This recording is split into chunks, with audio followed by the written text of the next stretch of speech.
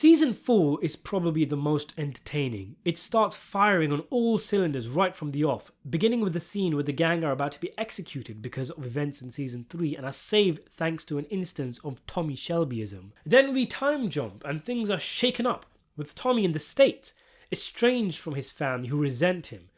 But the arrival of an Italian-American mobster, Luca Changretta, the son of someone killed by the Peaky Blinders in Season 3, sparks chaos as he arrives to take revenge on all the Peakies, and he immediately announces his presence by having John killed. It's a shocking start to a very entertaining season. Though to be fair, from a narrative point of view, John's arc was pretty much done and it wasn't that big of a deal to have him killed off. Tommy arrives back to the UK and a truce between the family is made while they scramble to deal with this new threat, a mobster who seems to be everywhere and nowhere, his power far beyond Tommy Shelby's. And Tommy must utilise all his connections and powers to take on this new challenge. This was a very fun season. There's an aroma in the air, a constant state of tension that Changretta's people could be anywhere. There's some great scenes, like a shootout with Tommy guns that feels like something out of Boardwalk Empire. Tommy has to bring in some big guns, like contacting Adrien Brody, the very name striking fear into some of the primary characters, as he's apparently a very vicious leader of a vicious bunch. There are some problems though. Firstly, yes, on a technical level, it's a good performance, but Adrien Brody just made me laugh most of the times he was on screen. It's like he just watched The Godfather, and like we all do after we watch it, we try to impersonate Marlon Brando's performance. Listen here now, Michael. I want to make him an offer he can't refuse. What I didn't know that it was Tommy Shelby all this time. It was the Sigma male grind set videos.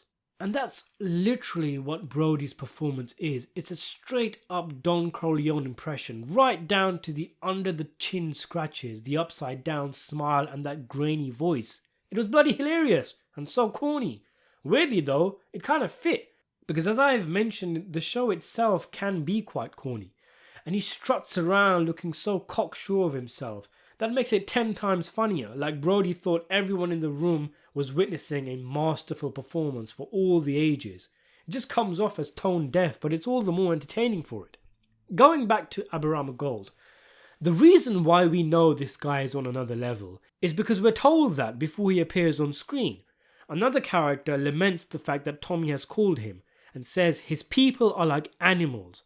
But aside from Adrien stabbing someone in his first appearance and subsequently walking around looking like an opportunistic pedo, there's nothing about the guy that shows us he's all that. And then by the time the next season rolls around, he's practically just another guy like everyone. He's like a Peaky Blinder, and you wouldn't even think that he had men working under him. 2 issues here.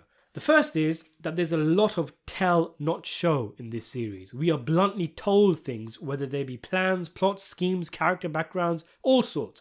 And very rarely is our intelligence trusted enough for us to be shown things and then arrive at the conclusions the writers wanted us to. With Adrien, you'd just think he was just another guy had he not been so hyped up by other characters.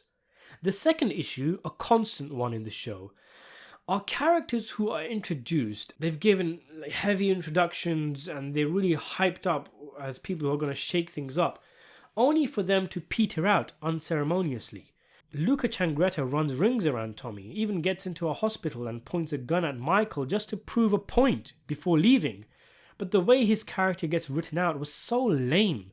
He has Tommy cornered, and then Tommy tells him that he has made a deal with other rival mobsters back in the US and paid off Luca's people. And all of a sudden, Luca is on his own. We've never seen these rivals in the US. We've never heard of them. So much is made about blood vendettas and all that, but in the end, Luca is defeated by nothing more than a deus ex machina. Another Tommy victory. Don't mess with the Peaky Blinders. Cue the slow motion victory walk.